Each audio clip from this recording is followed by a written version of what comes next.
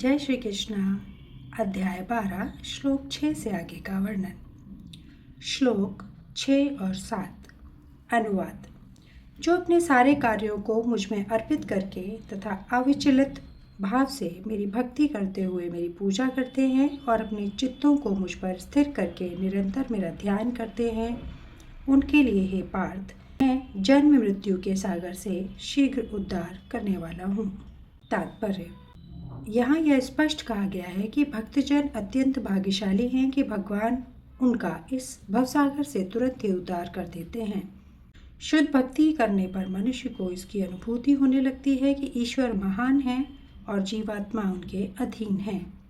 उसका कर्तव्य है कि वह भगवान की सेवा करे और यदि वह ऐसा नहीं कर सकता तो उसे माया की सेवा करनी होगी। जैसा पहले कहा जा चुका है कि केवल भक्ति से परमेश्वर को जाना जा सकता है। अतएव मनुष्य को चाहिए कि वह पूर्ण रूप से भक्त बने।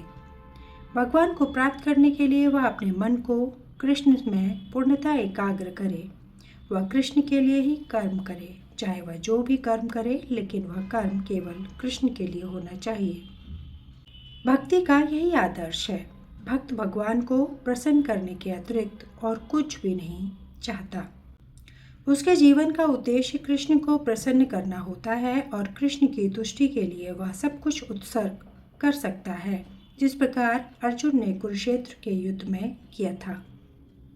यह विधि अत्यंत सरल है। मनुष्य अपने कार्य में लगा रहकर हरे कृष्ण महामंत्र का कीर्तन कर सकता है। ऐसे दिव्य कीर्तन से भक्त भगवान के प्रति आकृष्ट हो जाता है। यहाँ पर भगवान वचन देते हैं कि वे ऐसे शुद्ध भक्त का तुरंत ही भवसागर से उद्धार कर देंगे। जो योगाभ्यास में बढ़े चढ़े हैं, वे योग द्वारा अपनी आत्मा को इच्छा अनुसार किसी भी लोक में ले जा सकते हैं और अन्य लोग इस अवसर को विभिन्न प्रकार से उपयोग में लाते हैं। लेकिन जहाँ तक भक्त का संबंध है, उसके लिए यहाँ यह स्पष्ट कहा गया है कि स्वयं भगवान ही उसे ले जाते हैं। भक्त को वैकुंठ में जाने के पूर्व अनुभवी बनने के लिए प्रतीक्षा नहीं करनी पड़ती। वराह पुराण में एक श्लोक आया है।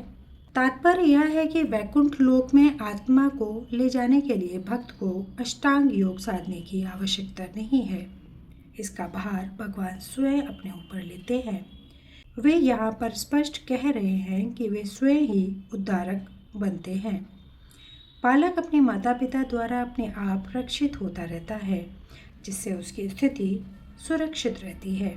इसी प्रकार भक्त को योगाभ्यास द्वारा अन्य लोकों में जाने के लिए प्रयत्न करने की आवश्यकता नहीं होती, अपितु भगवान अपने अनुग्रहवश स्वयं ही अपने पक्षी वाहन गरुड़ पर सवार होकर तुरंत आते हैं और भक्त को भवसागर से उबार लेते हैं।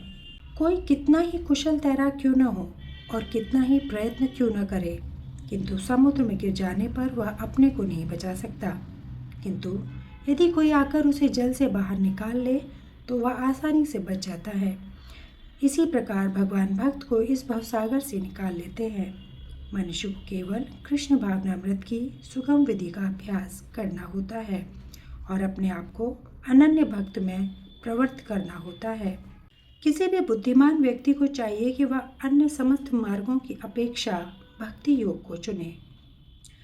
इस श्लोक का भावार्थ यह है कि मनुष्य को चाहिए कि वह न तो सकाम कर्म की विभिन्न विधियों में उलझे, न ही कोरे चिंतन से ज्ञान का अनुशीलन करे। जो परम भगवान की भक्ति में लीन है, वह उन समस्त लक्ष्यों को प्राप्त करता है जो अन्य योग विधियों, चिंतन, अनुष्ठानों, यज्ञों, दान पुण्यों आदि से प्राप्त होने वाले हैं। भक्ति का यही विशेष वरदान है।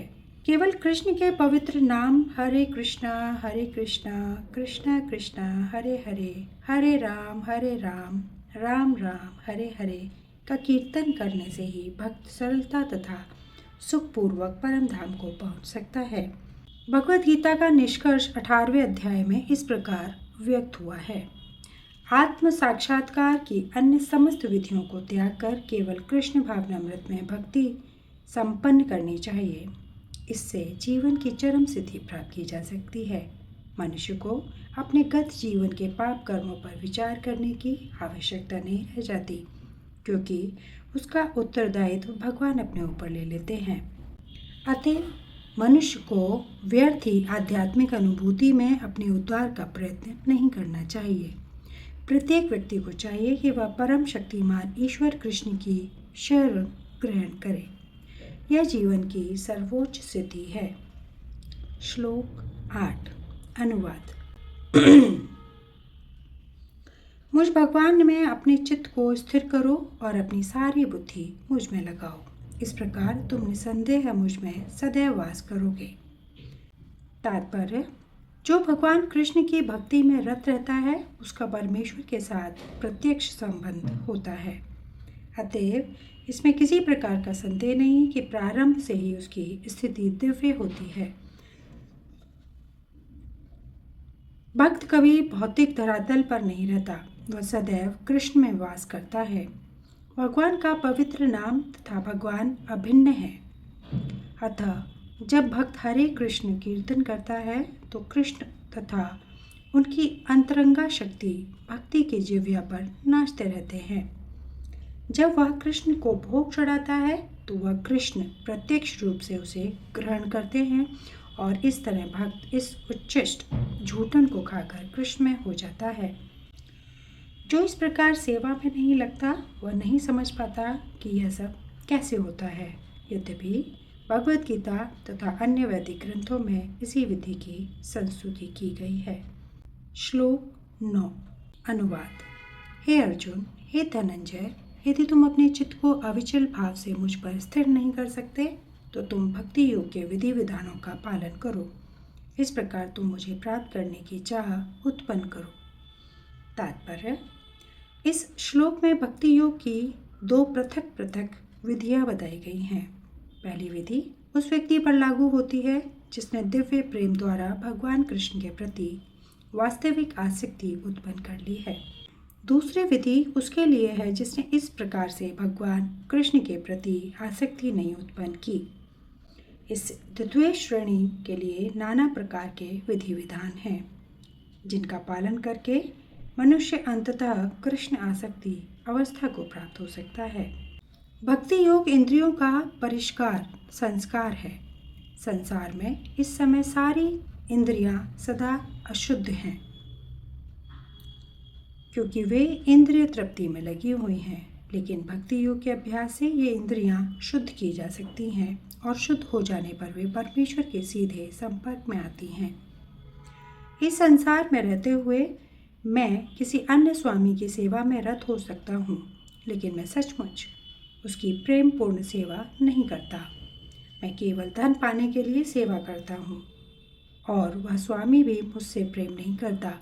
वह मुझसे सेवा कराता है और मुझे धन देता है। अतएव प्रेम का प्रश्न ही नहीं उठता।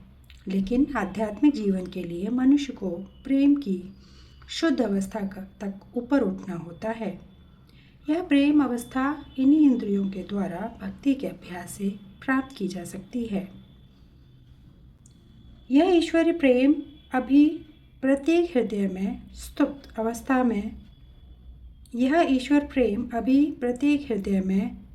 अवस्था में है। यहाँ पर यह ईश्वर प्रेम अनेक रूपों में प्रकट होता है, लेकिन भौतिक संगति से दूषित हो जाता है। अतएव उस भौतिक संगति से हृदय को विमल बनाना होता है और उस सुप्त स्वाभाविक कृष्ण प्रेम को जागृत करना होता है। यही भक्ति योग की पूरी विधि है। भक्ति योग के विधि विधानों का अभ्यास करने के लिए मनुष्य को किसी सुविज्ञ गुरु के मार्गदर्शन में कतिपय नियमों का पालन करना होता है, यथा ब्रह्म मुहूर्त में जागना, स्नान करना, मंदिर में जाना तथा प्रार्थना करना एवं हरे कृष्ण कीर्तन करना। फिर अर्चा विग्रह पर चढ़ाने के लिए फूल चुनना, अर्चा विग्रह पर भोग चढ़ाने के लिए भोग बनाना, प्रसाद ग्रहण करना आदि।